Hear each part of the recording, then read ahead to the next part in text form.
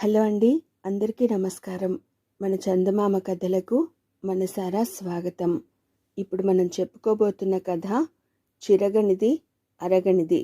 రచన వసుంధర గారు. ఈ కథ జూలై 1987 బొమ్మరిల్లులో ప్రచురించబడిందండి. ఇక కథలోకి వెళ్దామా మరి. పూర్వం ఒకానొక రాజు తన మంత్రితో కలిసి అర్ధరాత్రి పూట మారువేషంలో నగర సంచారం చేస్తూ ఓ ఇంటి ముందు ఆగాడు. అర్ధరాత్రి పూట కూడా ఆ ఇంట్లో దీపం వెలుగుతోంది. ఆ ఇంట్లో ఓ భార్య భర్త ఉంటున్నారు. వారి మాటలు బయటికి వినపడుతున్నాయి. కట్టుకునేందుకు సరైన చీర కూడా లేక బయటకి రాలేకపోతున్నాను. నలుగురిలో నాకెంతో చిన్నతనంగా ఉంటోంది అంది భార్య.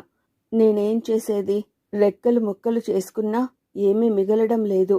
నాకు పాయసం తినాలని ఎంతకాలం నుంచో మనసు. ఎప్పటికి తీరుతుందో అన్నాడు భర్త.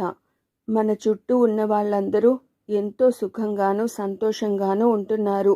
మనకు ఒక్కళ్ళకే ఈ దరిద్రం దేనికి అని వాపోయింది భార్య. నీకు తెలియదు, మనలాంటి వాళ్ళు చాలామంది ఉన్నారు. దేశాన్నేలే రాజు ప్రజల గోడు పట్టించుకోనంతకాలం మన బ్రతుకులు ఇలా తెల్లవారాల్సిందే అని సమాధానమిచ్చాడు భర్త. సరే, పడుకుందాం. ఎంతసేపు ఏడిస్తే మాత్రం ఆ రాజు మన గోడు వింటాడా? తెల్లారి లేస్తే మళ్ళీ నీకు నాకు బోలెడు పనులు అంది భార్య. అప్పుడు ఆ ఇంటి దీపం ఆరింది. భార్యాభర్తలు నిద్రపోయారు. రాజు మంత్రి ఈ సంభాషణ పూర్తిగా విన్నారు. రాజు మనసు బాధపడితే మంత్రి ఓదార్చుతూ, ప్రభు, రాజ్య పరిపాలన ఎంత చక్కగా చేసినా ఇలాంటి చిన్న చిన్న లోపాలు ఉంటూనే ఉంటాయి. ఈ విషయాన్ని మనసుకి పట్టించుకోకండి అన్నాడు. రాజు మాత్రం ఆ పేద దంపతులకు ఏదో సహాయం చేయాలని అనుకున్నాడు. మర్నాడు కొలువు తీరినప్పుడు ఆయన భటులను పంపి పేద భర్తను రప్పించాడు. ప్రభు, నేనే తప్పు చేయలేదు. నన్నిక్కడికి ఎందుకు రప్పించారు అన్నాడు భర్త కంగారుగా. నీ భార్యకు మంచి చీర లేదు, నీకు పాయసం తినాలన్న కోరిక తీరలేదు. ఈ రెండు తప్పులు కావా అన్నాడు రాజు. ఈ అభియోగానికి ఏం జవాబు చెప్పాలో తెలియక పేద భర్త తెల్లబోయి చూస్తుండగా రాజు అతడికి ఓ పట్టుచీర, కాసిని మొహరీలు ఇప్పించి, వెళ్ళు, వీటితో నీ తప్పులు దిద్దుకో అన్నాడు. పేద భర్త ఎంతో ఆనందించాడు. ప్రభు, తమరు దేవుడితో సమానం. నా మనసులోని మాట తెలుసుకుని నా కోరిక తీర్చారు అని రాజుకు పడి పడి దండాలు పెట్టి వెళ్ళాడు. ఆ తర్వాత కొంతకాలానికి రాజు మంత్రి మళ్ళీ మారువేషాలతో ఓ రాత్రిపూట ఆ పేద దంపతుల ఇంటికి వెళ్ళారు. లోపల దీపం వెలుగుతోంది. లోపల నుంచి మాటలు వినిపిస్తున్నాయి. బయటకు వెళ్ళాలంటే కట్టుకునేందుకు మంచి చీర లేదు అంది భార్య. పాయసం తినాలని నాకు మనసుగా ఉంది, డబ్బు లేదు. ఈ దేశపు రాజు పరిపాలనలో మన వంటి దరిద్రుల కోరికలు తీరవు అన్నాడు భర్త. ఈ సంభాషణ వినగానే రాజుకు చాలా కోపం వచ్చింది. మంత్రి, ఈ దంపతులు కృతజ్ఞులు. నా వల్ల సహాయం పొంది కూడా నన్నే నిందిస్తున్నారు. వీరిని కారాగారంలో వేయాలి అన్నాడు రాజు. తొందరపడకండి ప్రభు, వీరి నిందలకు కారణం కూడా తెలుసుకోవడం మంచిది అన్నాడు మంత్రి. రాజు తన కోపాన్ని అణుచుకున్నాడు. మంత్రి వెళ్ళి ఆ ఇంటి తలుపు తట్టాడు. ఎవరు అంటూ పేద భర్త తలుపు తీశాడు. మేము పరదేశులం. సత్రానికి వెడుతూ మీ మాటలు విని ఇక్కడ ఆగాం.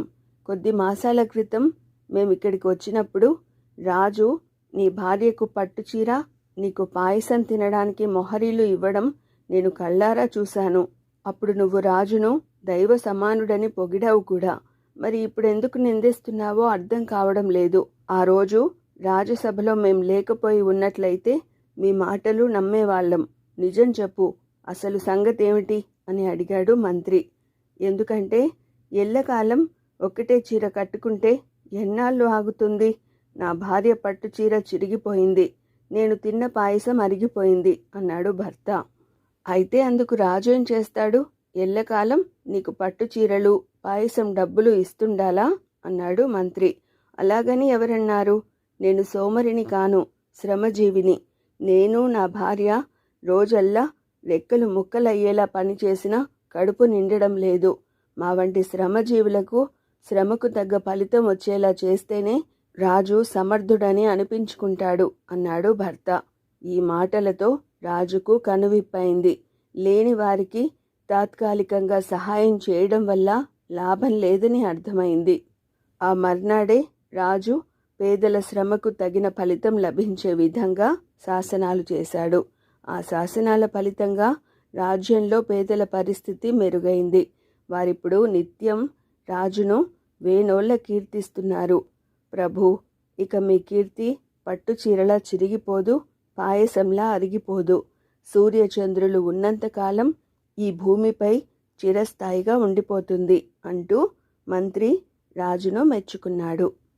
ఇదండి బొమ్మరిల్లులో వసుంధర గారి రచన చిరగనిది అరగనిది. ఇప్పుడు మనం చెప్పుకోబోతున్న కథ పల్లెటూరివాడు. రచన వసుంధర గారు. ఈ కథ జనవరి 1982 బాలమిత్రలో ప్రచురించబడిందండి. ఇక కథలోకి వెళ్దామా మరి. అవంతి దేశం కరువు కాటకాలతో బాధపడుతుంటే పొరుగునే ఉన్న కాంబోజ దేశం పాడి పంటలతో సిరి సంపదలతో తులతూగుతోంది. కారణం తెలుసుకుని రమ్మనమని అవంతి రాజు తన మంత్రిని కాంబోజ దేశం పంపాడు. మంత్రి కాంబోజ దేశమంతా తిరిగి కాంబోజ రాజధాని చేరుకున్నాడు. కాంబోజ రాజు అవంతి మంత్రిని సాదరంగా ఆహ్వానించాడు. తర్వాత ఇష్టాగోష్ఠిలో మీరు మా కాంబోజ దేశం ఎలా ఉన్నదో చెప్పండి అని అడిగాడు. మా దేశంలో పట్నంలో ప్రజలు ఎంతో నాగరికంగా ఉంటారు. కానీ మీ దేశంలో పట్నాల్లోనూ గ్రామాల్లోనూ ప్రజలందరూ ఒకే విధంగా పల్లెటూరి వాళ్ళలా అనాగరికంగా జంతుప్రాయులుగా కనపడ్డారు.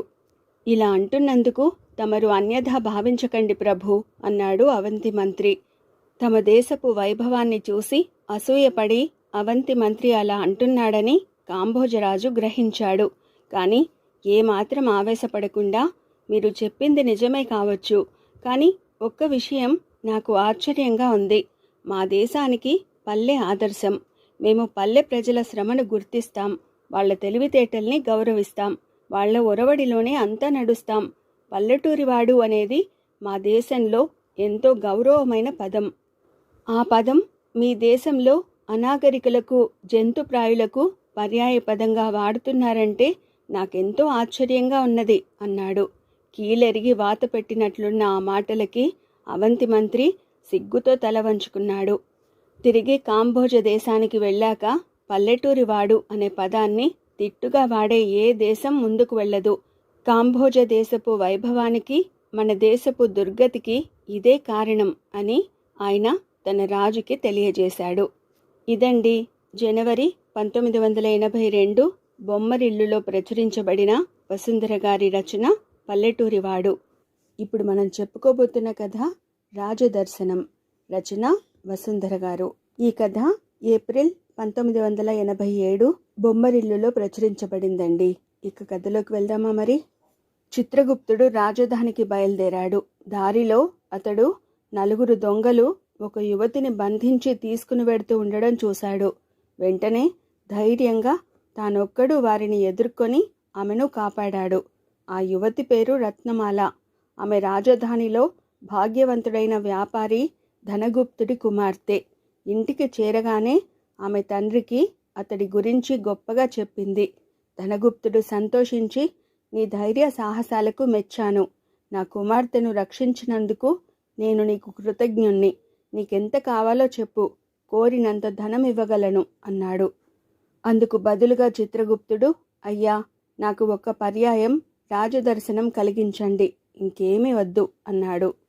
అప్పుడు రత్నమాల తండ్రిని లోనికి రమ్మని పిలిచి, నేను చిత్రగుప్తుణ్ణి ప్రేమిస్తున్నాను, మా ఇద్దరికీ వివాహం జరిపించు, అతడు రాజు కొలువుకు వెళ్ళనవసరం లేదు అన్నది. ధనగుప్తుడు ఆ విషయం చిత్రగుప్తుడికి చెప్పాడు.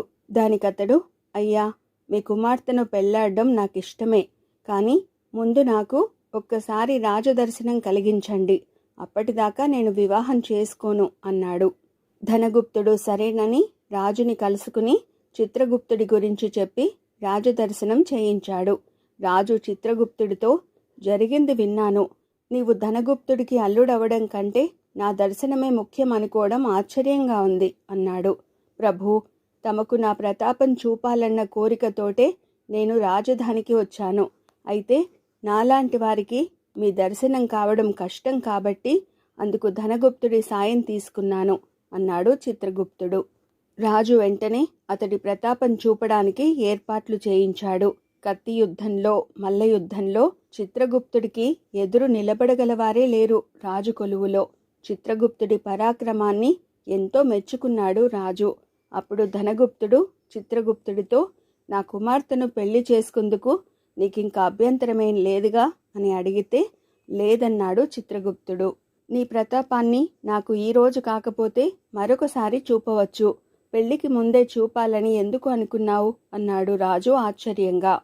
ప్రభు, ధనగుప్తుడు వ్యాపారి. నేను ఆయన ఇంట స్థిరపడితే నేను వ్యాపారం కిటుకులు నేర్చుకోవాలి. నాకు తెలిసిన యుద్ధ విద్యలకు స్వస్తి చెప్పాలి. నా ప్రతాపం మీకు చూపితే నా సామర్థ్యం సద్వినియోగం కావాలని మీరు భావిస్తారని అనుకున్నాను. దేశాన్నేలే మీకే నా ప్రతాపం పట్ల ఆసక్తి లేకపోతే నాకు మాత్రం ఎందుకులే అని సరిపెట్టుకుని ఇప్పుడు నేను మనస్ఫూర్తిగా యుద్ధ విద్యల్ని మర్చి వ్యాపారిని కాగలను అన్నాడు చిత్రగుప్తుడు. రాజుకు తన పొరపాటు అర్థమైంది. ఆయన వెంటనే ధనగుప్తుడితో, ధనగుప్త, చిత్రగుప్తుణ్ణి నీ అల్లుణ్ణి చేసుకో, కానీ అతడు నా కొలువులో పని చేస్తాడు. అతడి ప్రతాపం దేశానికి ఉపయోగపడాలి అన్నాడు.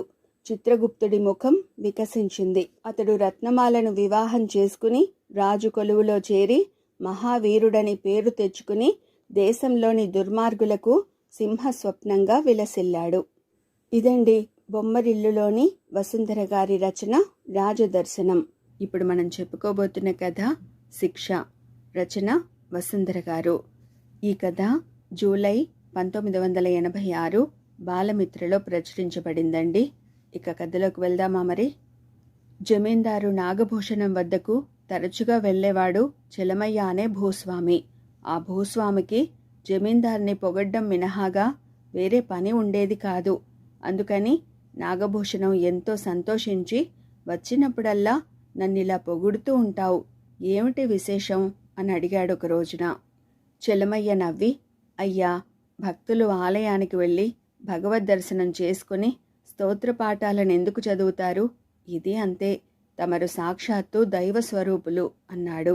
జమీందారు మరింత సంతోషించి, నా దాయాది రామరాజు చెడ్డ పనులు చేస్తూ దుష్టుడనిపించుకుంటున్నాడు. వాడికి తగిన శిక్ష వేయాలని ఎంతో కాలంగా అనుకుంటున్నాను. కానీ నాకెవ్వరూ సాయపడ్డం లేదు. నువ్వు నన్ను దేవుడిలా భావిస్తున్నావు కాబట్టి నా మాట విని నేను చెప్పినట్లు చేస్తావా అన్నాడు. చలమయ్య సరేనన్నాడు. అప్పుడు జమీందారు వెంటనే రామరాజును కబురు పెట్టి రప్పించాడు. వాడికి చలమయ్యను చూపించి, ఈ రోజు నుంచి ఈ చలమయ్య గారు నీ యజమాని. వీరింట్లో సేవకుడిగా పడి ఉండి చెప్పిన పనులన్నీ చేస్తుండు.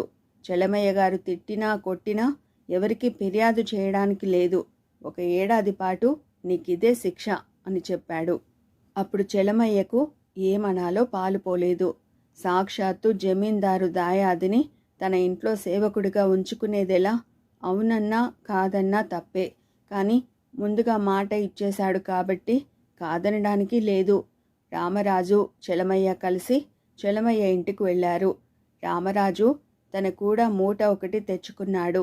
ఇల్లు చేరుతూనే వాడు విలువైన తన బట్టలన్నీ విప్పి ఒక మూలగా పెట్టి మూటలోంచి ముతక బట్టలు తీసుకుని వేసుకున్నాడు. వాడు చలమయ్యతో, అయ్యా, నేను జమీందారు దాయాదినన్న విషయం మనసులోంచి చెరిపేయండి. నన్ను మీ పనివాడుగానే చూడండి. ముఖ్యంగా వంట చేయడం నాకెంతో ఇష్టం. ఆ పని చెబితే నేనెంతో సంతోషిస్తాను అన్నాడు. సరేనన్నాడు చలమయ్య. ఆ రోజు నుంచి రామరాజు వంట చేస్తున్నాడు. అయితే వాడే పదార్థం వండినా పరమ అసహ్యంగా ఉంటోంది. చివరకు వాడు పంచదార నీళ్లల్లో కలిపిస్తే ఆ నీళ్లు కూడా చేదుగా ఉంటున్నాయి. ఇలా 4 రోజులు గడిచేసరికి చలమయ్య ఇంట్లో వాళ్ళు గోల పెట్టసాగారు. చలమయ్య వాడి చేత మరేదైనా పని చేయించాలనుకుంటే తను వంటే చేస్తానని వాడి గోల. వంట బాగోనందుకు వాడిని తిట్టాలన్నా కొట్టాలన్నా జమీందారు దాయాది అన్న శంక మనసులో ఉండిపోయింది. అందుకని ఏం చేయాలో పాలుపోక అయోమయ అవస్థలో ఉన్నాడు చలమయ్య. ఇలా ఉండగా ఒక రోజున చలమయ్య కూతుర్ని చూసుకుందుకు పెళ్లివారొచ్చారు. వాళ్ళు రామరాజు వంటలు రుచి చూసి చిచి అని వెళ్ళిపోయారు. చలమయ్య కోపం పట్టలేక రామరాజుని నానా మాటలు అన్నాడు. తర్వాత కాసేపటికి రామరాజు ఓ పుస్తకం తీసుకుని వచ్చి చలమయ్యకు చూపించాడు. అందులో రామరాజుని చలమయ్య అన్న మాటలన్నీ రాసి ఉన్నాయి. ఇవేమిటన్నాడు చలమయ్య. నేను ఏ విధంగా శిక్షను అనుభవించింది నా అన్నకు తెలియాలి. తమరు నన్ను అన్న మాటలన్నీ ఇందులో రాసి ఉన్నాను. అది నిజమేనని తమరిక్కడ సంతకం చేయాలి అన్నాడు రామరాజు. హడలిపోయిన చలమయ్య వాడికి వేరే పని చెప్పాలనుకున్నాడు. రామరాజు, నాగభూషణం దాయాదులు. వాళ్ళిద్దరూ ఈరోజు గొడవ పడినా మరో రోజు కలిసిపోవచ్చు. అప్పుడు ఇలాంటి విషయాలన్నీ బయటపడితే తన పని ఏమవుతుంది? కాసేపు ఆలోచించి, నిన్ను ఇన్ని మాటలు అన్నానంటే నాకే నమ్మబుద్ధి కావడం లేదు. ఒకవేళ అని ఉంటే అది తప్పు. అయినా నీ వంట బాగుండటం లేదని తెలిసి నీ చేత వంట చేయించడం నా తప్పు. నువ్వు పనివాడివి. నీ చేత నాకు ఇష్టమైన పని చేయించుకోవాలి తప్ప పని చేయడానికి నీ ఇష్టమేమిటి? తప్పు నాదైనప్పుడు ఈ తిట్లన్నీ నన్ను నేను తిట్టుకున్నట్లు నిన్ను నేను తిట్టలేదు. ఈ రోజు నుంచి వంట మాని గొడ్లకు ఒళ్ళు కడుగుతుండు అన్నాడు చలమయ్య. 4 రోజులు గడిచాయి. ఒకరోజు పశువులన్నీ పెద్ద పెట్టున అరుస్తుంటే ఏం జరిగిందోనని చూడ్డానికి వెళ్ళాడు చలమయ్య. రామరాజు కొన్ని పశువులను ఉడుకు నీళ్లతో కడుగుతున్నాడు. కొన్నింటి చేత బలవంతంగా ఉడుకు గంజుని తాగిస్తున్నాడు. నువ్వు దుష్టుడివి. జమీందారు గారంటే ఏమో అనుకున్నాను. నోరు లేని పశువుల్ని ఇలా హింసిస్తావా అన్నాడు చలమయ్య కోపంగా. నాకు మనుషులను ఒక రకంగానూ పశువులను ఒక రకంగానూ చూస్తే నచ్చదు. మనిషి స్నానానికి ఉడుకు నీళ్లు వాడతాడు. పశువుల చర్మం మందం కాబట్టి మరుగునీళ్లు వాడుతున్నాను నేను. మనిషి వేడివేడి గంజి తాగుతాడు. అదే నేను పశువులకు పెడుతున్నాను. మొదట్లో ఇబ్బంది పడ్డా క్రమంగా పశువులు అలవాటు పడి సంతోషిస్తాయి కూడా అన్నాడు రామరాజు. పశువును కొరడాతో దండిస్తారు. నేను నిన్నదే పని చేయాలి అంటూ కొరడా తీశాడు చలమయ్య కోపంగా. అప్పుడు రామరాజు పుస్తకం తెచ్చి ఆ విషయం అందులో రాసి సంతకం పెట్టమన్నాడు. చలమయ్యకు వాడు జమీందారు దాయాది అని గుర్తుకొచ్చింది. ఆయన వాణ్ణి ఏమీ అనలేక వేరే పని చెప్పాలనుకున్నాడు. చలమయ్యకు 10 ఎకరాల బీడు పొలం ఉంది. చాలా కాలంగా వాడకపోవడం వల్ల దాని నిండా చెట్లు పుట్టలు పేరుకుపోయాయి. పుట్టల్లో విష సర్పాలు చేరాయని చాలామంది అన్నారు. అందుకని రామరాజుకి ఆ పుట్టలు తవ్వే పని ఇచ్చాడు. అలా వారం రోజులు గడిచేసరికి రామరాజు విష సర్పాలను పట్టి తమ మీదికి ఉసిగొల్పుతున్నాడని ఊళ్ళో చాలామంది చలమయ్యకు ఫిర్యాదు చేశారు. ఆ విషయం కనుక్కుందామనుకునేలోగానే రామరాజు 2 విషసర్పాలతో వచ్చి చలమయ్య మీదికి వదిలాడు. అవి బుస్సుమంటూ వెంటపడేసరికి చలమయ్య పరుగులంకించుకున్నాడు. రామరాజు చలమయ్యని ఆగమని ఆ పాముల్ని తన 2 చేతులతో పట్టుకున్నాడు. చలమయ్యతో, ఈ విషసర్పాలకు పాలు పోశాను. వీటి చేత మూలికలు తినిపించాను. పాలు మూలికలతో కొద్దిగా పాము విషం కలిస్తే అది మనిషికి అమృతంలా పనిచేసి రోగాల భయం ఉండదు. ఈ పాము కాటు సూది మందు లాంటిది. నా మాట విని ఒక్కసారి ఈ పాముల చేత కరిపించుకోండి అని బ్రతిమలాడసాగాడు. చెల్లమయ్య వాడిని గట్టిగా తిట్టబోయాడు. కానీ వాడు జమీందారు దాయాది అని గుర్తొచ్చి ఊరుకున్నాడు. కానీ వాడికి ఏదో ఒక పని చెప్పాలిగా. అందుకని ఈసారి ఆయన రోజు ఇల్లు తుడిచి శుభ్రం చేసే పని చెప్పాడు. రామరాజు ఒక రోజున ఇల్లు తుడుస్తుండగా ఇంటికొచ్చిన దూరపు బంధువు ఒక ఆయన చూసి చెల్లమయ్యను వేరే గదిలోకి పిలిచి, జమీందారు దాయాది నీ ఇంట్లో పని చేస్తున్నాడేమిటి అని అడిగాడు. చెల్లమయ్య నిట్టూర్చి జరిగింది చెప్పి, జమీందారు వాడికి శిక్షగా 7 ఏడాది పాటు నా ఇంట్లో పని చేయించుకోమన్నాడు. కానీ అది నాకే శిక్షలాగుంది. వీడు వచ్చి 3 నెలలు కాలేదు. ఇంకా 9 నెలలు ఎలా వీడితో వేగుతానో అర్థం కాక చస్తున్నాను అన్నాడు. దూరపు బంధువు వెంటనే, నువ్వు గాని జమీందారు గారిని అదే పనిగా పొగిడేవాడివా ఏమిటి అని అడిగాడు. అవును, ఏం అన్నాడు చలమయ్య. అయితే నువ్వు అనుకున్నదే నిజం. ఇది రామరాజుకు కాదు, నీకే శిక్ష అన్నాడు బంధువు. నేను నమ్మను అన్నాడు చలమయ్య. జమీందారు గారికి అర్థం లేని పొగడ్తలు గిట్టవు. అలాంటి వారిని శిక్షించడానికి ఈ రామరాజుని ఉపయోగిస్తారు. వీడు నిజంగా ఆయనకు దాయాది అవునో కాదో తెలియదు, కానీ నీకింకా 9 నెలల శిక్ష ఉంది. ఇలాంటి శిక్ష వీడి చేతే నాకు 3 నెలలు గతంలో వేసి ఉన్నారాయన అన్నాడు దూరపు బంధువు. చలమయ్యకు ఆశ్చర్యంతో నోట మాట రాలేదు. ఇదండి బాలమిత్రలోని వసుంధర గారి రచన శిక్ష. ఇప్పుడు మనం చెప్పుకోబోతున్న కథ ఔదార్యం. రచన వసుంధర గారు. ఈ కథ మే 1987 బొమ్మరిల్లులో ప్రచురించబడిందండి. ఇక కథలోకి వెళ్దామా మరి. మహారాజు అంశుమంతుడు ప్రజలను కన్నబిడ్డల్లాగా చూసుకునేవాడు. అయితే తరతరాలుగా వస్తున్న మూఢాచారాల కారణంగా ప్రజల పరిస్థితుల్లో మార్పు రావడం లేదని కొన్ని శాసనాలు చేశాడు. రాజ్యంలో కొందరు గోమాతను అతిగా పూజించేవారు. అంశుమంతుడు అలాంటి వారితో గోమాత గౌరవించతగ్గదే, కానీ ముందు సాటి మనిషిని గౌరవించండి. మన పక్కనున్న మనిషి జంతువులా జీవిస్తుంటే ముందు అతడిని మనిషిలా మార్చి అప్పుడు ఏ జంతువునైనా గౌరవించండి అనేవాడు. ప్రజలకి ఉన్న మూఢాచారాలనే ఆధారంగా చేసుకొని బ్రతికేవారు ఎందరో ఉంటారు. అలాంటి వారికి ఈ మాటలు నచ్చలేదు. వారంతా ఒకటై రాజుకి గోవు అంటే భక్తి లేదని, గోమాతను నిరసిస్తున్నాడని ప్రచారం మొదలెట్టారు. ఇలా ఉండగా రాజధాని నగరం నడిబొడ్డులో ఒక రాత్రిపూట ఒక గోవు చచ్చిపోయింది. అది గమనించిన సనాతనులు ఆ గోవుకు సగౌరవంగా దహన సంస్కారం జరిపించారు. అంతేకాదు, గోవులు అంటే ఉన్న నిరసన కారణంగా అంశుమంతుడే ఒక రాత్రిపూట ఆ గోవును చంపేశాడని ప్రచారం చేశారు.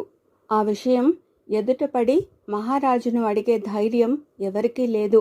కానీ అందరికీ అంశుమంతుడంటే అసంతృప్తి బయలుదేరింది.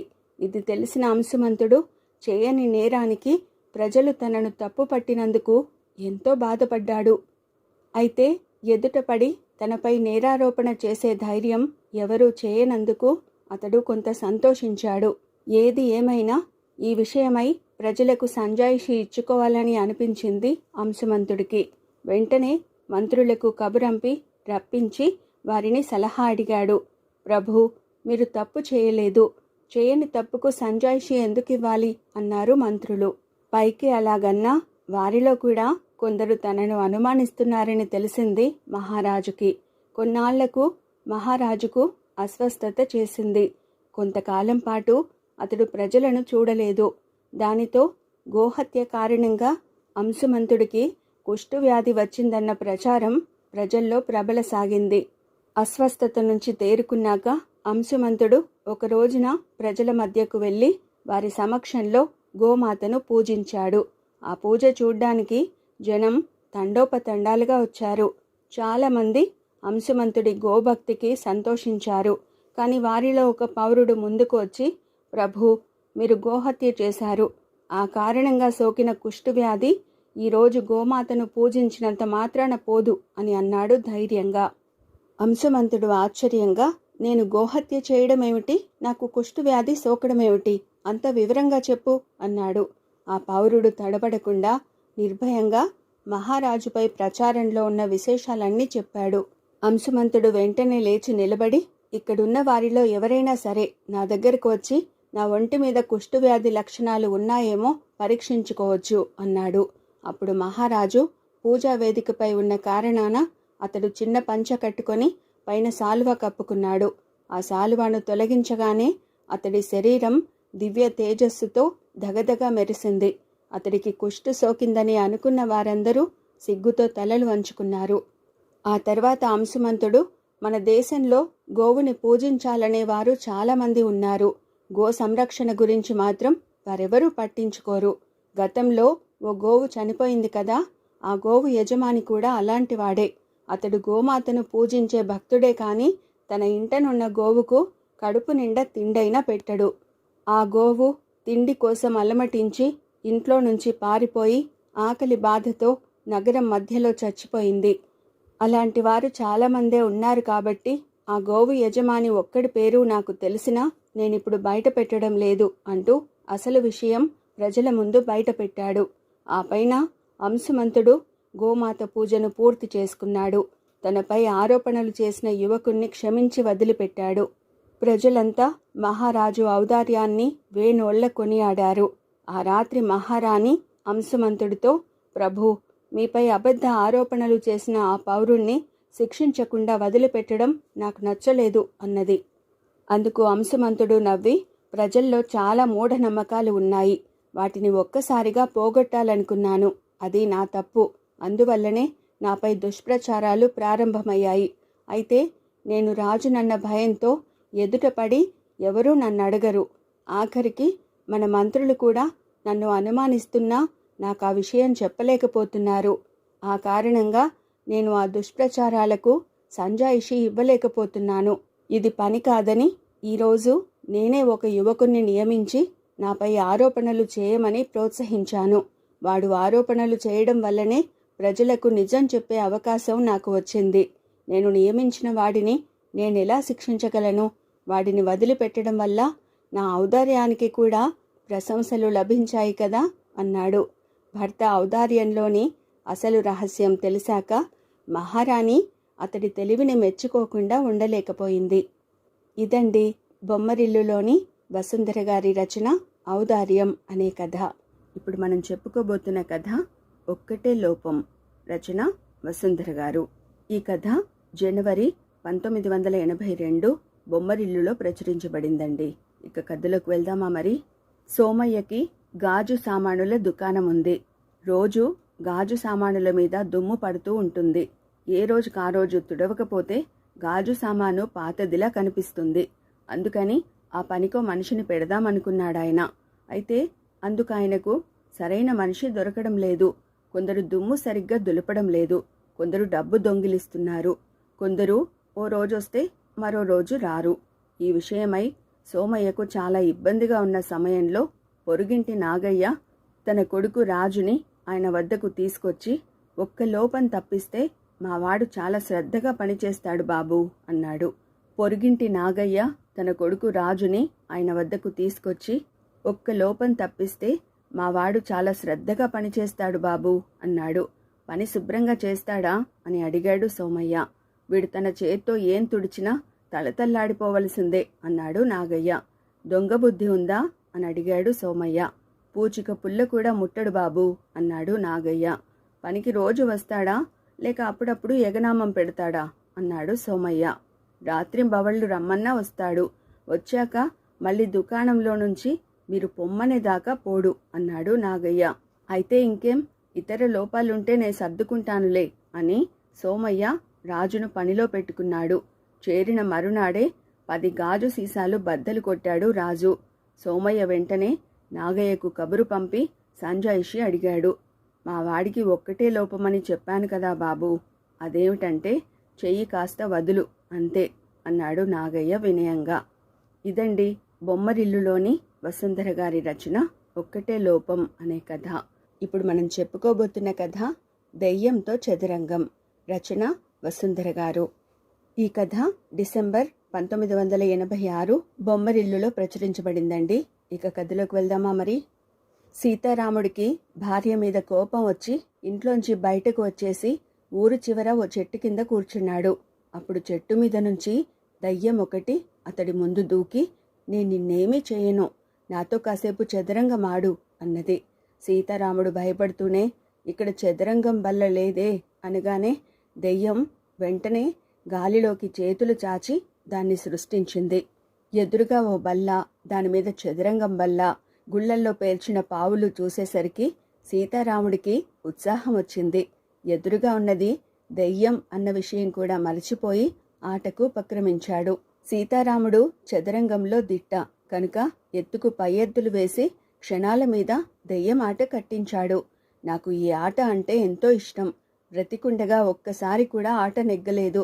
చచ్చి దయ్యాన్నైనా నెగ్గలేకపోతున్నాను అని దయ్యం బాధపడుతుంటే సీతారాముడు నవ్వి, నాకు ఈ ఆట బాగా వచ్చు, కావాలంటే నీకు నేర్పుతాను అన్నాడు. దెయ్యం ఒప్పుకుంది. సీతారాముడు దయ్యానికి ఆటలో కొన్ని సులువులు నేర్పాడు.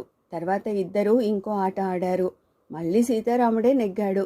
దెయ్యం సనుగుతుంటే సీతారాముడు దానికి మరికొన్ని సులువులు నేర్పాడు. అయినా అతడే నెగ్గాడు. దాంతో దయ్యానికి ఉక్రోషం వచ్చి, నేను నిన్ను ఓడిస్తాను, న్యాయంగా కాదు, అన్యాయంగా అంటూ సీతారాముడు ఓ ఎత్తు వేస్తే దయ్యం దాన్ని వెనక్కు కదపసాగింది. అతడు దానికి భయపడి ఊరుకున్నాడు. ఆటలో ఓడిపోయాడు. ఆ విధంగా 5-6 ఆటలు అతడే ఓడిపోయాడు. నేనే నెగ్గాను. ఇన్నాళ్లకు చదరంగంలో నేను నెగ్గాను. అయినా ఏం లాభం? నేనింకా నీతో చాలాసేపు చదరంగం ఆడాలి అంది దెయ్యం దిగులుగా. సీతారాముడు ఆశ్చర్యపడి, నెగ్గుతున్నావుగా, నీకు దిగులెందుకు అన్నాడు సీతారాముడు. దిగులు కాక మరేమిటి? ఎవరితో కాలక్షేపం చేసినా అవతల వాడికి కోపమో విసుగో వచ్చి వెళ్లేదాకా ఆడాలని మా దెయ్యాల నియమం. నా దురదృష్టం కొద్దీ నీకు ఓర్పు చాలా ఎక్కువ. ఎంత విసిగించినా కోపగించుకోకుండా ఇంకా ఆడుతూనే ఉన్నావు. ఇదే మా దెయ్యాలైతే నన్ను మాయలో పడేసి ఇట్టే కోపం తెప్పించేస్తాయి. కోపం వస్తే నేను దూరంగా పోతానని వాటికి తెలుసు. అలా నన్ను వదులుచుకుంటాయి అంది దెయ్యం. ఈ మాట విని సీతారాముడు ఉలిక్కిపడ్డాడు. తన భార్య కూడా తన పీడ వదులుచుకునేందుకు కోపం తెప్పించిందేమోనని అనుమానం వచ్చి, నీకు భయపడి ఆడుతున్నాను కానీ నీతో ఆడాలంటే నాకు చాలా విసుగ్గా ఉంది అనేసి వెంటనే లేచి అక్కడి నుంచి ఎక్కడ ఆగకుండా ఇంటికి పరిగెత్తాడు. ఆ తర్వాత నుంచి సీతారాముడు కోపాన్ని తగ్గించుకున్నాడు, శాంతం పెంచుకున్నాడు, తన పంథా మార్చుకున్నాడు. దాంతో అతడికి తన భార్య ఎంత మంచిదో తెలియవచ్చింది. అతని భార్య ఎంత మంచిదో తెలియవచ్చింది. ఎదుటివారి మంచితనం తెలియాలంటే ముందు కోపం తగ్గించుకోవాలి అని సీతారాముడు ఇప్పుడు అందరికీ చెబుతుంటాడు. ఇదండి బొమ్మరిల్లులోని వసుంధర గారి రచన దెయ్యంతో చదరంగం అనే కథ. ఇప్పుడు మనం చెప్పుకోబోతున్న కథ సుభద్ర నిద్ర. రచన వసుంధర గారు. ఈ కథ జూన్ 1993 బొమ్మరిల్లులో ప్రచురించబడిందండి. ఇక కథలోకి వెళ్దామా మరి. సుబ్బరాయుడి కూతురు సుభద్ర ఎప్పుడూ చిరాగ్గా ఉండేది. ఆయన నందుడనే వైద్యుడి వద్దకు వెళ్ళి, నా కూతురు స్వతహాగా మంచిది, అది చిరాగ్గా ఉంటోందంటే అందుకు అనారోగ్యమే కారణమని నా నమ్మకం, నువ్వు మందేమైనా ఇవ్వు అన్నాడు. నీ కూతురికి నిద్ర బాగా పడుతుందా అని అడిగాడు నందుడు. ఏమో, మేమెప్పుడు గమనించలేదు, కానీ రోజూ ఉదయం నిద్ర లేపినప్పుడల్లా రాత్రంతా సరిగ్గా నిద్ర లేదంటుంది అన్నాడు సుబ్బారాయుడు. 5 ఏళ్ల పిల్లకు రాత్రంతా నిద్ర లేకపోతే చిరాగ్గా ఉండదు. రాత్రిపూట అన్నం తక్కువ పెట్టు, పళ్ళు బాగా తినిపించు, పడుకోబోయే ముందు వేడివేడి పాలు తాగించు, బ్రహ్మాండంగా నిద్ర పడుతుంది అన్నాడు నందుడు. 4 రోజులు గడిచాక సుబ్బారాయుడు నందుడిని కలుసుకుని, నువ్వు చెప్పినట్లే చేశాను, అయినా పిల్ల రాత్రంతా నిద్రలేదని అంటోంది అని చెప్పాడు. నందుడు కాసేపు ఆలోచించి, ఈ వయసులో నిద్ర పట్టకపోవడం మంచిది కాదు, నేను మందొకటిస్తాను, 4 రోజులు వాడి చూడు, గుణం కనిపిస్తుంది అని చెప్పాడు. 4 రోజులు గడిచాయి. సుభద్ర ఇంకా రాత్రంతా నిద్ర లేదని అంటోంది. నందుడు కంగారు పడి, నిద్రకు మందులు వాడడం ముసలి వాళ్ళకి మాత్రమే అవసరం, నీ కూతురు చిన్నపిల్ల కదా అని చాలా సాత్వికమైన మందిచ్చాను, ఈసారి ఘాటైన మందిస్తాను, ఒక్కరోజంటే ఒక్కరోజు వాడి చూడు అన్నాడు. అదే అంతే అయింది. ఇక వైద్యుడి కంగారు చెప్పనలవి కాదు. ఆయన సుబ్బారాయుడితో, నీ కూతురి జబ్బు సామాన్యంగా తోచడం లేదు, ఎలాగో అలా నిద్ర తెప్పిస్తే తప్ప అది మామూలు మనిషి కాలేదు, ఈరోజు తిరుగులేని మందొకటిస్తాను, అయితే దాని ప్రభావం ప్రమాదకరం కావచ్చు, కాబట్టి నేను రాత్రంతా దగ్గరుండి సుభద్రను గమనిస్తాను, అవసరమనిపిస్తే విరుగుడు వేస్తాను అన్నాడు. ఆ రాత్రి నందుడు సుబ్బారాయుడి ఇంట్లో భోంచేశాడు. ఒక గుళికను సుబ్బారాయుడికిచ్చి తేనెలో కలిపి వేయమన్నాడు. సుబ్బారాయుడు ఆ గుళికను భార్యకిస్తే ఆయన తల్లి లాక్కుని, రోజూ నేనే కదా మందు వేస్తుంటా అంది. సుభద్ర నాయనమ్మ ఇచ్చిన మందు వేసుకుని తన గదిలోకి వెళ్ళి పడుకుంది. కాసేపాగి నందుడు కూడా ఆ గదిలోకి వెళ్ళాడు. కూతురికి ఏమవుతుందోనన్న భయంతో తల్లిదండ్రులు కూడా ఆ గదిలోకి వెళ్లారు. వాళ్ళు వెళ్లేసరికి సుభద్ర ఒళ్ళెరక్కుండా నిద్రపోతోంది. నందుడు సంతోషంగా, అమ్మయ్యా, నా మందు పనిచేసింది అన్నాడు. కాని తల్లి సుభద్ర వంక అనుమానంగా చూస్తూ, పాప బొత్తిగా కదలడం లేదు, మందుగాని వికటించలేదు కదా అంది. ముఖం చూస్తే తెలియడం లేదు, ప్రశాంతంగా నిద్రపోతోంది అన్నాడు నందుడు. ఇంతలో ఇక్కడ్నుంచో ఎలుక ఒకటి పరుగున వచ్చి పాప మంచమెక్కింది. దాన్ని తరుముతూ వచ్చిన పిల్లి అక్కడ మనుషుల్ని చూసి బెదిరి పక్కకు దూకింది. అప్పుడక్కడున్న బిందెల దొంతర కదిలి బిందెలన్నీ కింద పడసాగాయి. ఆ చప్పుడుకు గదంతా మ్రోగిపోయింది. సుబ్బారాయుడు భార్య బిందెలన్నింటినీ జాగ్రత్తగా సర్ది మాయదారి పిల్లి అంటూ పిల్లిని తిట్టుకున్నారు. ఇంత చప్పుడై మనకు చెవులు హోరెత్తిపోయినా పాప నిద్ర లేవలేదు చూశారా అన్నాడు నందుడు గర్వంగా. ఈ మాటకి తల్లి కంగారు పడి అన్నట్లు ఎలుక పిల్ల దాని మంచం మీదకు దూకింది, ఏ దుప్పట్లో దూరిందో ఏమో అంటూ దుప్పటి లాగింది. పాపను కుదిపి ఒళ్ళంతా తడిమింది. ఎక్కడా ఎలక పిల్ల కనపడకపోతే హమ్మయ్యా అని తృప్తిగా నిట్టూర్చింది. అప్పుడు ఆమె నందుడితో, ఇంతలా నిద్రపోతే నాకు నచ్చడం లేదు, ఒక్కసారి నిద్ర లేపితే దాంతో మాట్లాడాలనుంది అంది. దాందేముంది, అలాగే చేయి అన్నాడు నందుడు. తల్లి ఎంత ప్రయత్నించినా సుభద్ర నిద్ర లేవలేదు. అప్పుడు సుబ్బారాయుడు సుభద్రను కుదిపేశాడు. అయినా అది లేవలేదు. నందుడు గర్వంగా నవ్వి, నా మందంటే మాటలు కాదు, మీకు పాపతో మాట్లాడాలని ఉంటే విరుగుడు వాసన చూపించాలి, అప్పుడే అది నిద్రలేస్తుంది, లేపమంటారా అని సుబ్బారాయుడు దంపతుల్ని అడిగాడు. వాళ్ళు సరేనన్నారు. నందుడు ఓ చిన్న గుడ్డమూటను సుభద్ర ముక్కు దగ్గరుంచి 10 క్షణాల్లో నిద్రలేస్తుంది చూడండి అన్నాడు. 10 క్షణాలు కాదు, 1000 క్షణాలు గడిచినా సుభద్ర లేవలేదు. నందుడు కంగారు పడి, ఈ విరుగుడికి నిద్ర లేవలేదంటే మందు వికటించిందనే అర్థం, ఏం చేయాలో నాకు పాలుపోవడం లేదు, మీరందరూ ప్రయత్నించి ఎలాగో నిద్ర లేపండి అన్నాడు. సుబ్బారాయుడు పాపకు కితకితలు పెట్టాడు, వీపు మీద కొట్టాడు, మనిషిని కుదిపాడు. అది నిద్ర లేవడం లేదు. దాంతో సుబ్బారాయుడి భార్య ఏడుపు లంకించుకుంది. ఏడుపు విని అక్కడికి వచ్చిన సుభద్ర నాయనమ్మ, ఏమిట్రా సంగతి అని అడిగింది. సుబ్బారాయుడి భార్య ఏడుస్తూ జరిగిందంతా చెప్పింది. ఊరికే కంగారు పడకండి, రోజూ అది నా దగ్గర పడుకుంటుంది కాబట్టి అసలు విషయం మీకు తెలియదు. సుభద్ర పడుకుందంటే కుంభకర్ణుడి నిద్రే, తెల్లారి కోడి కూసేదాకా బ్రహ్మరుద్రులు కూడా దాన్ని లేపలేరు అంది నాయనమ్మ. మరి నువ్వే కదా నిద్రలేక దాని ఆరోగ్యం బాగుండక చిరాగ్గా ఉంటుందని చెప్పావు అన్నాడు సుబ్బరాయుడు చిరాగ్గా. చిన్నపిల్ల కదా అని గారాం చేస్తున్నాం, అలా దానికి చిరాకు అలవాటైంది. ఆ మాట చెబితే మీరు రోజు దాన్ని కొట్టి తిట్టి ఆరడి చేస్తారు, అందుకని అబద్ధం చెప్పాను అంది నాయనమ్మ. దీనికి సుబ్బరాయుడి భార్య, అత్తయ్య మనం ధైర్యంగా ఉండడం కోసం అబద్ధం చెబుతోంది, లేకుంటే మనమిచ్చే మందు రోజు దానికి తనే ఎందుకు వేస్తుంది అంది. అయ్యో రాత, నేను దానికి మందెక్కడిచ్చాను అంటూ నాయనమ్మ అంతవరకు నందుడిచ్చిన మందులన్నీ వెనక్కు తెచ్చి చూపించింది. మందు వేయనే లేదా, అందుకేనన్నమాట నా విరుగుడు పనిచేయలేదు అన్నాడు నందుడు సంతృప్తిగా. నీ సంతృప్తి మండిపోను, ముందు పిల్లదాన్ని నిద్రలేవని అన్నాడు సుబ్బరాయుడు చిరాగ్గా. నాయనమ్మ నవ్వి, కోడి కూసేలోగా అదెందుకు లేస్తుంది అంది. అలాగని ఆమె వెళ్ళి నిద్రపోయింది. మిగతా వాళ్ళు దిగులుగా అక్కడే కూర్చున్నారు. కాసేపటికి తెల్లవారింది. కోడి కూసింది. సుభద్రలో కాస్త చలనం వచ్చింది. తల్లి ఆతృతగా వెళ్ళి, అమ్మ సుభద్ర, తెల్లారింది, నిద్రలేమ్మా అంటూ కుదిపింది సుభద్రను. సుభద్ర బద్ధకంగా ఒళ్ళు విరుచుకుని ఆవులిస్తూ, ఉండమ్మా, రాత్రంతా నాకు సరిగ్గా నిద్ర పట్టనే లేదు అంది. ఆ దృశ్యం చూసి అప్పుడే నిద్ర లేచి అక్కడికి వచ్చిన నాయనమ్మ ముసిముసిగా నవ్వుకుంది. ఇదండి బొమ్మరిల్లులోని వసుంధర గారి రచన సుభద్ర నిద్ర అనే కథ. ఇప్పుడు మనం చెప్పుకోబోతున్న కథ పగవాడు, రచన వసుంధర గారు.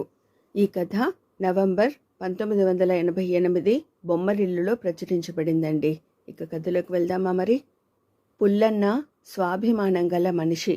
అతడికి 4 ఎకరాల పొలం, సొంతిల్లు ఉన్నాయి. అనుకూలవతి అయిన భార్య, బుద్ధిమంతులైన 2 పిల్లలతో అతడు సుఖంగా రోజులు వెళ్ళబుచ్చుతున్నాడు. ఇలా ఉండగా ఆ ఊరికి ధనగుప్తుడనే భాగ్యవంతుడు వచ్చాడు. అతడు నగరం వదిలి పల్లెటూరు వచ్చి వ్యవసాయంలో స్థిరపడాలనుకుంటున్నాడు. ఆ ఊళ్ళో హెచ్చు ధర ఇచ్చి భూములు కొంటున్నాడు. అలా చాలా పొలం కొన్నాక అతడి దృష్టి పుల్లన్న పొలం మీద పడింది. ఆ పొలం పిల్ల కాలువకు పక్కనే ఉంది. ఆ పొలం పక్కనే ధనగుప్తుడు 25 ఎకరాల పొలం కొన్నాడు. పుల్లన్న పొలం కూడా కొనేస్తే అతడు కొన్న పొలమంతా ఏ అడ్డు లేకుండా పిల్ల కాలువ పక్కనే ఉన్నట్లవుతుంది. భాగ్యవంతుడైన ధనగుప్తుడు పుల్లన్నకు కబురు పెట్టి పిలిపించి ఆ పొలం తనకు అమ్మితే ఎంత ధరైనా ఇస్తానన్నాడు. పుల్లన్న వినయంగానే ఆ పొలం మీదనే తన జీవితం ఆధారపడి ఉందని, అది తాను అమ్మనని స్పష్టం చేశాడు. నేను ఇచ్చే డబ్బుతో నువ్వు మరెక్కడైనా 10 ఎకరాల పొలం కొనుక్కోవచ్చు. నీకోసం నేను నష్టపోవడానికి సిద్ధంగా ఉన్నాను. నీ మీద అభిమానంతో నేను చెబుతున్న మాటలు నువ్వు కాదనకూడదు అన్నాడు ధనగుప్తుడు. అయ్యా, నా వల్ల ఎవరూ నష్టపోకూడదు. ఆ 10 ఎకరాలు తమరే మరో చోట కొనుక్కోండి అన్నాడు పుల్లన్న. ధనగుప్తుడికి ఎన్నడూ ఇలాంటి తిరస్కారం ఎదురు కాకపోవడం వల్ల కోపం వచ్చింది. నేను భాగ్యవంతుణ్ణి, నీవు పేదవాడివి, నీకు ఇంత అహంకారం కూడదు. నేను తలుచుకుంటే రాజభటుల్ని రప్పించి నీ పొలం స్వాధీనం చేసుకోగలను. మర్యాదగా నీ పొలం అమ్మేసేయ్ అన్నాడు. అయితే నా మాట వినండి. మీరు రాజభటుల్ని ఎలా తీసుకుని వస్తారో నేను చూస్తాను. ఈ జన్మకు నా పొలం మీకు మాత్రం అమ్మను. అమ్మితే సంగీతం విన్నంత ఒట్టు అనేసి వెళ్ళిపోయాడు పుల్లన్న వేగంగా. ధనగుప్తుడు పుల్లన్న మాటలకు ఆశ్చర్యపడి తన పక్కవాడిని సంగీతం విన్నంత ఒట్టు అంటాడేమిటి అని అడిగాడు. పుల్లన్నకు సంగీతం అంటే పడదండి అని చెప్పాడు పక్కవాడు. ధనగుప్తుడికి పుల్లన్నపై పగ తీర్చుకునే ఉపాయం దొరికింది.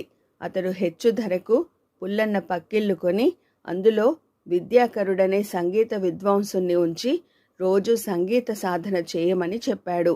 అంతేకాకుండా పుల్లన్న తన పొలంలో పనులు చేసుకుంటున్నప్పుడు విద్యాకరుడి చేత సంగీత సాధన చేయించేవాడు ధనగుప్తుడు.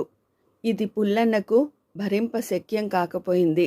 అతడు గ్రామాధికారిని కలుసుకుని, అయ్యా, నేను ఈ ఊరు వదిలి పోదలుచుకున్నాను. నా ఇంటికి పొలానికి సరైన ధర వచ్చే ఏర్పాటు చేయండి అన్నాడు. గతంలో నీకు ధనగుప్తుడు చాలా ఎక్కువ ధర ఇస్తానన్నాడు. అంతకంటే ఎక్కువ ఎవరు ఇవ్వరు. అయినా అప్పుడు అమ్మని వాడివి ఇప్పుడు ఎందుకు పొలం అమ్మాలని అనుకుంటున్నావు? నిన్ను ధనగుప్తుడు బెదిరిస్తున్నాడా? అలాంటిది ఏదైనా జరిగితే చెప్పు. మన గ్రామంలో అన్యాయాన్ని సహించను నేను అన్నాడు గ్రామాధికారి లాలనగా. పుల్లన్న అతడికి తన గోడు చెప్పుకుని, అయ్యా, తమరు నాకు ఆ సంగీతం బాధ తప్పించకపోతే నేను ఈ ఊళ్ళో ఉండలేను అన్నాడు. సంగీతం ఆపమని ధనగుప్తుని నేను శాసించలేను. ఈ ప్రపంచంలో ప్రకృతి నిండా సంగీతం ఉంది. సెలయేరు గలగలమంటుంది. గాలికి ఊగే చెట్ల కొమ్మలు విచిత్ర శబ్దాలు చేస్తాయి. గాలి అయితే తుఫాను సమయంలో ఒక విధంగా, పంట చేల నుంచి వచ్చేటప్పుడు మరొక విధంగా పలుకుతుంది. కోయిలలు కూస్తాయి. ఈ భూమికి శబ్దమే ఒక అందాన్నిచ్చింది. సంగీతం ఆ అందానికి మరింతగా మెరుగులు దిద్దింది. నా మాట విని నువ్వు సంగీతం మీద ద్వేషాన్ని వదిలిపెట్టు. రోజు కొంత సమయంలో మంచి గురువు వద్దకు వెళ్ళి స్వరజ్ఞానం కలిగించుకో. స్వరజ్ఞానం లేని వారికి కూడా సంగీతం వల్ల మానసిక ఆనందం కలుగుతుంది. ఇక స్వరజ్ఞానం కలిగిన వాడైతే సంగీతాన్ని ద్వేషించనే లేడు. నా మాట విను. నువ్వు ధనగుప్తుని ద్వేషించడంలో తప్పు లేదు, కానీ సంగీతాన్ని ద్వేషించడం తప్పు అని గ్రామాధికారి పుల్లన్నకు హితబోధ చేశాడు. పుల్లన్నకి ఈ వాదన నచ్చలేదు. అయినా అతడు గ్రామాధికారి చెప్పినట్లే రోజు కొంతసేపు సంగీతం నేర్చుకోసాగాడు. కొంతకాలం గడిచాక గ్రామాధికారి పుల్లన్న ఇంటికి తానే స్వయంగా వెళ్ళి, ఏం పుల్లన్నా, ఊరు వదిలిపోయే ఆలోచన మానుకున్నావా? మళ్ళీ నాకు కనిపించనే లేదు అన్నాడు. అయ్యా, తమరు చెప్పింది నిజం. సంగీతం వింటూ ఉంటే మనసుకు ఎంతో సుఖంగా ఉంది. బాగా పనులు చేసుకుంటున్నాను అన్నాడు పుల్లన్న సంతోషంగా. అయితే ఇప్పుడు నీకు ధనగుప్తుడు చక్కని సంగీత కచేరీలు ఏర్పాటు చేస్తున్న మంచి మిత్రుడు, అవునా అన్నాడు గ్రామాధికారి. కాదు బాబు, ఆయన ఎప్పుడూ నాకు పగవాడే. ఆయన ఇప్పుడు విద్యాకరుడి సంగీత సాధనను నిలుపు చేశాడు. కానీ మనలోని లోపాలు సవరించుకుంటే శత్రువులు తమంతట తామే లొంగిపోతారన్న తమరి సలహా కారణంగా నాకు మేలు జరిగింది. నన్ను వేధించాలనుకున్న శత్రువుల్ని సులభంగా సాధించగలిగాను. సంగీతాన్ని ద్వేషించడం నాలో లోపం. అది నేను సవరించుకుని సుఖపడుతున్నాను. మరి ధనగుప్తుడిలో అహంకారం పెద్ద లోపం. అది సవరించుకోమని తమరాయనకు సలహా ఇస్తే ఆయన కూడా సుఖపడతాడు అన్నాడు పుల్లన్న. ఇదండి బొమ్మరిల్లులోని వసుంధర గారి రచన పగవాడు అనే కథ. ఇప్పుడు మనం చెప్పుకోబోతున్న కథ శ్రవణుడి గొప్పతనం. రచన వసుంధర గారు. ఈ కథ జనవరి 1982 బొమ్మరిల్లులో ప్రచురించబడిందండి. ఇక కథలోకి వెళ్దామా మరి. వీరనాగుడికి తనంతటి బలశాలి లేడని మహాగర్వం. అతడోసారి రాజు కొలువుకు వెళ్ళి తన బలం గురించి ప్రగల్భాలు పలికాడు. అప్పుడు కొలువులోని శ్రవణుడనే యువకుడు ముందుకొచ్చి బలంలో వీరనాగుణ్ణి మించినవాడు లేకపోవచ్చని, అయినా తానతన్ని ఓడించగలనని చెప్పాడు. శ్రవణుడు చూడ్డానికి ఎంతో నాజుగ్గా ఉన్నాడు. కానీ శరీర శాస్త్రం బాగా చదివినవాడు కావడంతో తనకు తెలిసిన కిటుకులు ఉపయోగించి క్షణాల మీద వీరనాగుణ్ణి చిత్తు చేశాడు. ఓడిపోయినా వీరనాగుడి గర్వం పోలేదు. నువ్వు నన్ను బలంతో కాదు కిటుకులతో జయించావు. అవి తెలిస్తే నేను నిన్నోడించడం ఖాయం అన్నాడు. మనిషి మనిషిని జయించడానికి బలం ఒక్కటే చాలదని ఇప్పటికైనా నువ్వు తెలుసుకోకపోవడం దురదృష్టం అన్నాడు శ్రవణుడు నిదానంగా. బలం గొప్పతనం గురించి నీకేం తెలుసు? నేను ఒంటరిగా ఏ ఆయుధము లేకుండా అడవిలో తిరిగి రాగలను. ఎదురొచ్చిన జంతువును వట్టి చేతులతో చంపేయగలను. నువ్వలా చేయగలవా అన్నాడు వీరనాగుడు. చేతిలో ఏ ఆయుధము లేకుండా నేను అడవిలో తిరిగి రాగలను. జంతువుల్ని మాత్రం చంపను. మాటలెందుకులే గాని పద, ముందు మా ఇంటికెళ్ళి అక్కడి నుంచి అడవికి పోదాం అన్నాడు శ్రవణుడు. ఇద్దరూ కలిసి శ్రవణుడి ఇంటికి వెళ్లారు. అక్కడ పెద్ద పులి అరుపులు, సింహ గర్జనలు వినిపించి భయపడ్డాడు వీరనాగుడు. కంగారు పడకు, ఆయుధం లేకుండా అప్పుడప్పుడు అడవిలో తిరిగినప్పుడు మచ్చిక చేసి తీసుకుని వచ్చిన జంతువులవి అన్నాడు శ్రవణుడు. తను జంతువులతో సమానంగా పోరాడితే శ్రవణుడు వాటిని మచ్చిక చేసుకుని యజమాని అయ్యాడని గ్రహించాడు వీరనాగుడు. కేవలం బలాన్నే నమ్ముకుంటే తానెప్పటికీ శ్రవణుడంతటివాడు కాలేడని అప్పటికి అర్థమైందతడికి. ఇదండి బొమ్మరిల్లులోని వసుంధర గారి రచన శ్రవణుడి గొప్పతనం అనే కథ. ఇప్పుడు మనం చెప్పుకోబోతున్న కథ ఆత్మశాంతి. రచన వసుంధర గారు. ఈ కథ డిసెంబర్ 1988 బొమ్మరిల్లులో ప్రచురించబడిందండి. ఇక కథలోకి వెళ్దామా మరి. వీరయ్యకు డబ్బుంది, బంధుబలగముంది. కానీ జబ్బు చేస్తే అతన్నెవరూ పట్టించుకోకుండా ఎవరి పనుల్లో వాళ్ళుండేవారు. పనివాడు సూరన్న అతన్ని శ్రద్ధగా కనిపెట్టుకుని చూసుకునేవాడు. కానీ సూరన్న ముసలివాడైపోయాక వీరయ్య అతన్ని పనిలోంచి తీసేశాడు. ఆదాయం లేక, చూసుకునేవారు లేక సూరన్న ఇటీవలే చనిపోయాడు. వీరయ్యకి మళ్ళీ జబ్బు చేసింది. వైద్యుడు వచ్చి చూసి, ఇది అంటువ్యాధి, తీవ్రమైనది. రోజు పక్క బట్టలు మార్చాలి. కట్టిన బట్టలు ఏ రోజుకా రోజు ఉతకాలి. గంట గంటకు మందులివ్వాలి. రోజుకు 4 సార్లు వేడి పాలివ్వాలి. అలా చేయకుంటే మనిషి మీకు దక్కడు అని చెప్పి కొన్ని మందులిచ్చి వెళ్ళిపోయాడు. ముసలిదాన్ని, ఒళ్ళు నొప్పులు, కూర్చుంటే లేవలేను, లేస్తే కూర్చోలేను.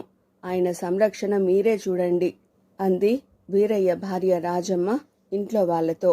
ఇంట్లో వంట పని, దొడ్లో పశువుల పని, మాకు తీరుబడెక్కడిది? మామయ్య సంరక్షణ మీరే చూడండి అని కోడళ్ళు భర్తలకి చెప్పేశారు.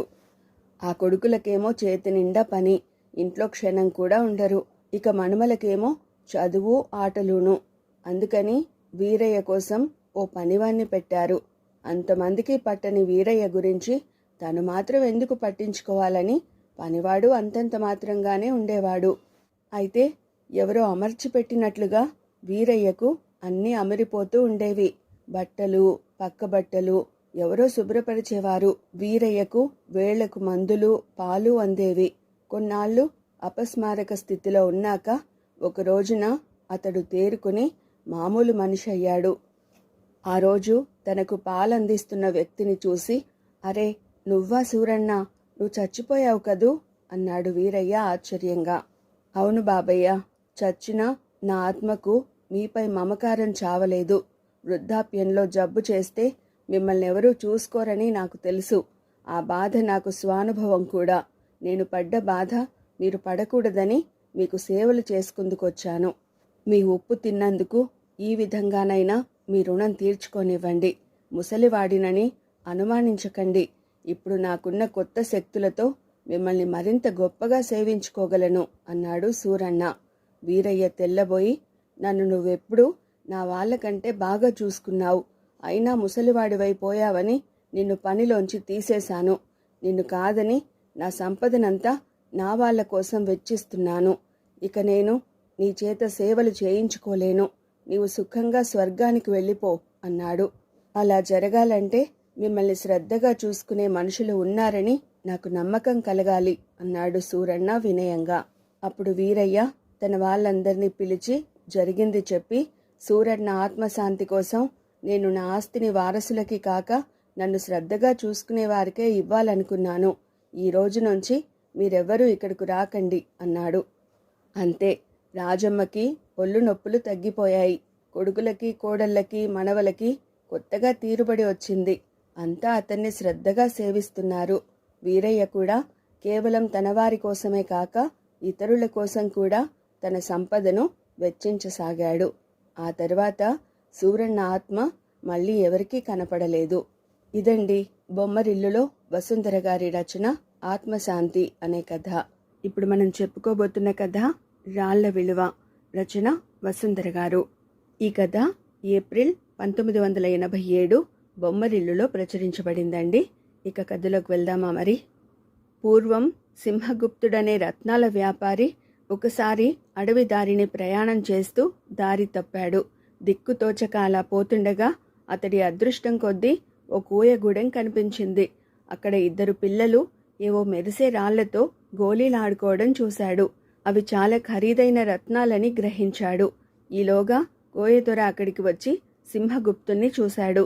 సింహగుప్తుడు అతడికి తన కథ చెప్పుకుని, ఈ రాళ్ళు ఎంతో విలువైనవి, వీటిని చిన్నపిల్లలకు ఆడుకునేందుకు ఇవ్వడం చిత్రంగా ఉంది అన్నాడు. కోయదొర నవ్వి, ఇటువంటి రాళ్ళు మా వద్ద కోకొల్లలుగా ఉన్నవి, మాకు విలువైన రాళ్ళు వేరే ఉన్నాయి అంటూ అతడిని తన ఇంటికి తీసుకుని వెళ్ళి కొన్ని రాళ్ళు చూపించాడు. అవి మామూలు బొమ్మరాళ్ళు. సింహగుప్తుడు ఆశ్చర్యపడి, నీవు మా ఊరొస్తే ఇటువంటి రాళ్ళు చాలా ఇవ్వగలను. నీ గూడెంలో పిల్లలు ఆడుకునే రాళ్ళు నాకు కావాలి అన్నాడు. కోయదొర కొంచెం ఆలోచించి, నాగరికులతో సంబంధం సర్వనాశనానికి దారితీస్తుందని మా గూడెంలో సామెత. మా గూడెం ఉనికి బయటి ప్రపంచానికి తెలియకుండా కాపాడుకుంటున్నాం. కానీ నీ వద్దనున్న రాళ్లపై నాకు మోజుంది కాబట్టి ఒక పద్ధతి చెబుతాను. ఈ అడవికి కాస్త దూరంలో సుధామాపురం ఉంది. ఆ ఊరి ఏలిక సర్వోత్తముడు. అక్కడ ఎవరికీ అన్యాయం జరగదు. నీవు నీ రాళ్ళు తీసుకుని అక్కడికి రా, నేను నా రాళ్ళు తీసుకుని అక్కడికి వస్తాను. అక్కడ ఇద్దరం రాళ్ళు మార్చుకుందాం అన్నాడు. సింహగుప్తుడు అంగీకరించాడు. 10 రోజుల తర్వాత ఇద్దరూ సుధామపురంలో కలుసుకోవాలని అనుకున్నారు. తర్వాత కోయదొర అతడికి ఆతిథ్యం ఇచ్చి కళ్లకు గంతలు కట్టి అడవి బయట వదిలిపెట్టాడు. సింహగుప్తుడు అక్కడ్నుంచి తన గ్రామం చేరుకుని ఓ సంచి నిండా రంగురంగుల బొమ్మరాళ్ళు సేకరించి ఆ సంచితో సుధామపురం ప్రయాణమయ్యాడు. అతడు అక్కడికి చేరుకునేందుకు 2 రోజులు పట్టింది. అక్కడ అతడు ముందుగా కోయదొర సూచించిన ప్రకారం ఓ బ్రాహ్మణుడి ఇంట్లో మకాం పెట్టాడు. ఆ బ్రాహ్మణుడు అతడిని సాదరంగా ఆహ్వానించాడు. మర్నాడే కోయదొర కూడా ఆ బ్రాహ్మణుడి ఇంటికి వచ్చాడు. సింహగుప్తుడు, కోయదొర సంచిలలోని రాళ్ళు లెక్క ప్రకారం మార్చుకున్నారు. విచిత్రమేమంటే ఇద్దరూ ఒకే సంఖ్యలో రాళ్ళు తెచ్చుకున్నారు. బ్రాహ్మణుడు వారిని ఆ రాత్రికి తన ఇంట ఆతిథ్యం స్వీకరించి వెళ్ళమని కోరాడు. ఇద్దరూ సంతోషంగా అంగీకరించారు. మర్నాడు ఉదయం లేచి లెక్క చూసుకునేసరికి ఇద్దరి సంచీలలోనూ 2 రాళ్ళు తక్కువ అవుతున్నట్లు సింహగుప్తుడు, కోయదొర గుర్తించారు. ముందు వాళ్ళు పరస్పరం అనుమానించుకున్నారు. ఇద్దరి సంచీల నుంచి రాళ్ళు మాయమయ్యాయని తెలిసాక మాత్రం వాళ్ళ విషయం బ్రాహ్మణుడికి చెప్పారు. బ్రాహ్మణుడు కంగారుపడి ఇంట్లో అడిగాడు. అప్పుడు అసలు విషయం బయటపడింది.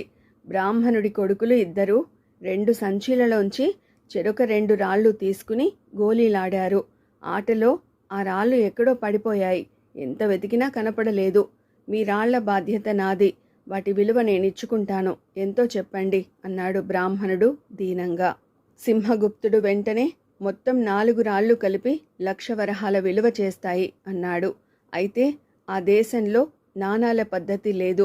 ప్రజలు ఓ వస్తువిచ్చి మరో వస్తువు కొనుక్కుంటారు. నాణేలు రాజు కోశాగారంలో మాత్రం ఉంటాయి. రాజు వాటిని ఇతర దేశాల నుంచి వస్తువులు కొనడానికి వాడతాడు. సింహగుప్తుడికి విషయం తెలియగానే, అయితే పద మీ రాజునే డబ్బడుగుదాం అన్నాడు. ముగ్గురు రాజు దర్శనం చేసుకున్నారు.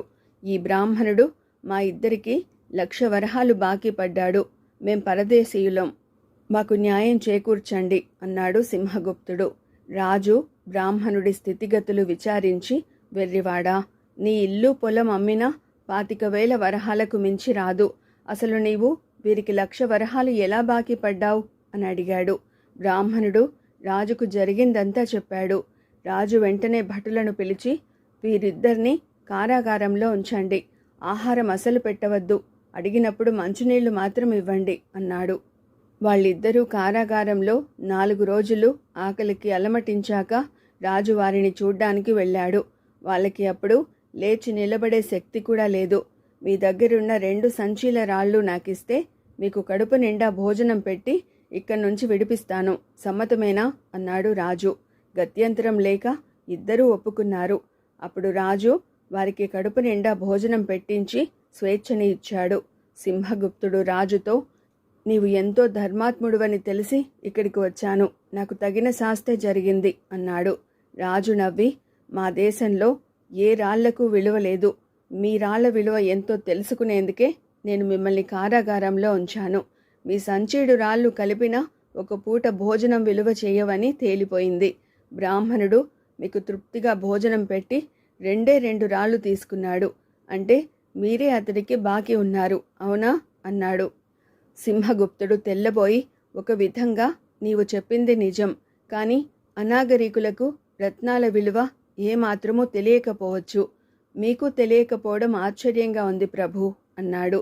రాజు మళ్ళీ మందహాసం చేసి, ఓయి వెర్రివాడా, కోయ దొరకు బొమ్మరాళ్ళు అరుదైనవి కాబట్టి విలువైనవి, నీకు రత్నాలు అరుదైనవి కాబట్టి అవి నీకు విలువైనవి. రాళ్ల విలువ మనిషి కల్పించుకున్నది. మనిషి ప్రాణాలకు నిజంగా విలువైనది ఆహారం. ఎక్కడైనా దాని విలువ ఒక్కటే. అది తెలిపేందుకే మిమ్మల్ని కారాగారంలో ఉంచాను. నా దేశ ప్రజలు రాళ్లను దొంగిలించరని నాకు తెలుసు. విలువలేని వాటి కోసం ఎవరూ ఎగబడరు కదా. నా దేశ పౌరుడికి న్యాయం చేకూర్చి విషయం మీకు అర్థమయ్యేలా చెప్పడం కోసం నేను ఈ పద్ధతి అవలంబించవలసి వచ్చింది. ఇంకెప్పుడు స్వార్థ బుద్ధితో నా దేశంలో అడుగుపెట్టి నా ప్రజలపై నేరారోపణ చేయకండి. మేమీ సంచీలు తీసుకుని వెళ్ళండి అన్నాడు. బ్రతుకు జీవుడా అనుకుంటూ కోయదొర, సింహగుప్తుడు అక్కడి నుంచి బయలుదేరి తమ తమ ప్రాంతాలు చేరుకున్నారు. అయితే సింహగుప్తుడు ఆ తర్వాత ధనార్జనపై ఆసక్తి చూపక సత్కార్యాలు చేస్తూ సుఖశాంతులతో జీవితం కొనసాగించాడు. ఇదండి బొమ్మరిల్లులోని వసుంధర గారి రచన రాళ్ల విలువ అనే కథ. ఇప్పుడు మనం చెప్పుకోబోతున్న కథ తండ్రిని మించిన తనయుడు. రచన వసుంధర గారు. ఈ కథ ఏప్రిల్ 1990 బొమ్మరిల్లులో ప్రచురించబడిందండి. ఇక కథలోకి వెళ్దామా మరి. రంగాపురం అనే గ్రామంలో కృష్ణయ్య అనే భాగ్యవంతుడున్నాడు. ఆయన దాన ధర్మాలు చేస్తూ మంచి పేరు తెచ్చుకుని ఉన్న ఆస్తి అంతా పోగొట్టుకున్నాడు. కృష్ణయ్య చనిపోయే సమయానికి కొడుకు చంద్రకాంతుడికి ఇల్లొక్కటే మిగిలింది. పొట్ట పోషించుకునే మార్గం తెలియక వాడు ఇరుగు పొరుగుల సాయం అడిగాడు. మంచి పేరు తెచ్చుకున్నాడని ఇరుగు పొరుగులకు కృష్ణయ్య అంటే అసూయ. వాళ్ళు వాడితో, మా దగ్గర డబ్బుంది, కానీ ఊళ్ళో మాకేమైనా పేరున్నదా? మీ నాన్న బోలెడు పేరు సంపాదించుకున్నాడుగా, ఆ పేరుతోనే సుఖంగా జీవించు అని ఎగతాళి చేశారు. తనకెవరూ సాయపడరని చంద్రకాంతుడికి తెలిసిపోయింది. వాడా ఊళ్ళోనే కాయ కష్టం చేసి బ్రతకసాగాడు. ఒకప్పుడు బాగా బ్రతికినవాడు కదా అని జాలిపడి చాలామంది వాడికి బాగానే ముట్ట చెప్పేవారు. అయితే 4 డబ్బులు కూడబెట్టే సమయానికి ఊళ్ళోని ఎవరో ఒకరు ఈ విషయం తెలుసుకుని చంద్రకాంతుడితో, మీ తండ్రి కృష్ణయ్య మహాధర్మాత్ముడు, ఆయనే ఉండి ఉంటే ఆపద సమయాల్లో ఆయన్ని అర్థించేవాళ్ళం, నిన్ను చూస్తే నీ తండ్రి గుర్తొస్తున్నాడు అని పొగిడి ఏవో కష్టాలు చెప్పుకునేవారు. చంద్రకాంతుడు వాళ్ళకి తన దగ్గరున్న డబ్బు అప్పుగా ఇచ్చేవాడు. కానీ వాళ్లలో ఎవరూ డబ్బు తిరిగి ఇచ్చేవారు కాదు. 4 రాళ్లు వెనకేసి చిన్న వ్యాపారం ప్రారంభించాలన్న వాడి ఆశ అడియాసే అయ్యింది. ఇలా ఉండగా ఆ ఊరికి ఒక బైరాగి వచ్చాడు. చంద్రకాంతుడు ఆయన్ను కలుసుకుని ఆయనకు తన కథ చెప్పుకున్నాడు. బైరాగి వాణ్ణి నిశితంగా చూసి, నీ ఇరుగు పొరుగులు నువ్వు పైకి రాకూడదని కోరుకుంటున్నారు, అందుకే నీ గతి ఇలాగుంది. వాళ్ళు మనస్ఫూర్తిగా నువ్వు బాగుపడాలని కోరుకుంటే తప్ప నువ్వు బాగుపడవు అన్నాడు. స్వామి, నేను బాగుపడేలా తమరేమి వరం ఇవ్వలేరా? అందున నేను సోమరిని కాను, కష్టపడి పని చేస్తాను. నా ప్రయత్నాలు ఫలించేలా వరం ఇవ్వండి అన్నాడు చంద్రకాంతుడు. నేను నీకు వరమిచ్చినా అది నీ ఇరుగు పొరుగుల ఆమోదం పొందనిదే ఫలించదు. నీ తెలివి ఉపయోగించి నీ ఇరుగు పొరుగులు ఒప్పుకునేది, నీకు లాభించేది అయిన వరం ఒకటి కోరుకో, ఇస్తాను అన్నాడు బైరాగి. కాసేపు ఆలోచించేసరికి చంద్రకాంతుడికి మెరికలాంటి ఉపాయం తట్టింది. వాడు బైరాగిని తనింటికి తీసుకుని వెళ్ళాడు. ఇరుగు పొరుగుల్ని తనింటికి పిలిచి తన సమస్య చెప్పి, మీ అందరికీ నేనంటే ఎందుకంత పగో నాకు అర్థం కావడం లేదు. నా మేలు కోరి ఈ బైరాగి నాకు వరం ఇస్తానంటున్నాడు. ఆయన ఇచ్చే వరం నాకు ఫలించాలంటే మీ అందరి ఆమోదం పొందవలసి ఉన్నది. కావున మీరంతా నా మేలు కోరి మనస్ఫూర్తిగా దీనికి ఒప్పుకోవలసిందిగా మిమ్మల్ని కోరుకుంటున్నాను అంటూ చేతులు జోడించాడు. ఇరుగు పొరుగులు దీనికి చిరాకుపడి, మాకు నువ్వంటే పగలేదు. నీ తండ్రికి ఎన్నో మంచి సలహాలు ఇచ్చాం, ఆయన వినలేదు. అందుకే నీకు గతి పట్టింది. అందరి చేత పొగిడించుకోవాలని మీ ఇంట్లో వాళ్ళకి కోరిక, అది మేము మెచ్చలేము అన్నారు. దీనికి చంద్రకాంతుడు తల అడ్డంగా ఊపి, మీరు పొరపాటు పడ్డారు. మా నాన్నకు పొగడ్తల మీద ఏమాత్రం మోజు లేదు. సహజంగా ఆయనది దానగుణం. బైరాగి నాకు వరమిస్తాననగానే నా చెవిలో మా నాన్న మాటలు వినిపించాయి. నేనెంత సంపాదిస్తానో నా ఇరుగు పొరుగులకి అంతకు రెట్టింపు సంపాదన రావాలని వరం అడగమన్నాడాయన. నేనడుగుతాను, బైరాగి వరమిస్తాడు. కానీ మీరొప్పుకుంటేనే ఆ వరం నాకు ఫలిస్తుంది అన్నాడు. ఇది విని ఇరుగు పొరుగులు తెల్లబోయారు. ఇలాంటి వరం కోరుకునే మనుషులుంటారని వారికి తెలియదు. అయితే వరం వల్ల తమకే ఎక్కువ లాభం వస్తున్నప్పుడు ఇరుగు పొరుగులు వదులుకోగలరా? వాళ్ళు వెంటనే, మీ నాన్న నిజంగానే ధర్మాత్ముడు, ఆయన కొడుకు నీవు, తండ్రి పేరును నిలబెడతావని మాకు తెలుసు. తమకంటే ఇతరులు బాగుండాలనేదే మీ ఇంట్లో వాళ్ళంతా అనుకుంటారు. నీవు తప్పక బైరాగిని ఈ వరం కోరుకోమని మేము మనస్ఫూర్తిగా చెబుతున్నాము అనేశారు. ఇదంతా చంద్రకాంతుడి ఇంటి లోపల కూర్చుని విన్నాడు బైరాగి. తానిచ్చే వరం వల్ల తనకంటే ఇతరులకు రెండింతలు లాభం చేకూరాలనే చంద్రకాంతుని తెలివైన కోరికను మెచ్చి వాడికి ఆ వరాన్నిచ్చి ఆశీర్వదించి తన దారిన వెళ్ళాడు. ఆ రోజు నుంచి ఆ ఊళ్ళో చంద్రకాంతుడు పట్టిందల్లా బంగారమైంది. వాడు త్వరలోనే గొప్పవాడయ్యాడు. అయితే వాడి ఇరుగు పొరుగులు వాడికంటే గొప్పవారవుతున్నారు. కానీ అందువల్ల వాడికేం నష్టం? తనకంటే ఎక్కువగా ఇరుగు పొరుగులు బాగుపడాలని కోరుకునేవాడెప్పుడూ ఇరుగు పొరుగుల మధ్య సుఖంగానే ఉండగలడని చంద్రకాంతుడు రుజువు చేశాడు. అంతేకాదు, తమ బాగుకు చంద్రకాంతుడి కృషి కారణమని ఇరుగు పొరుగులకి తెలుసు.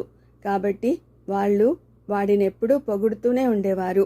అందువల్ల డబ్బులో తక్కువైనా చంద్రకాంతుడు తనకంటే గొప్పవారి చేత నిత్యం పొగడబడుతూ తండ్రిని మించిన తనయుడనిపించుకున్నాడు.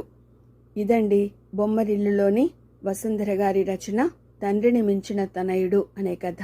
మరో మంచి కథతో మళ్ళీ కలుసుకుందామండి. Thank you.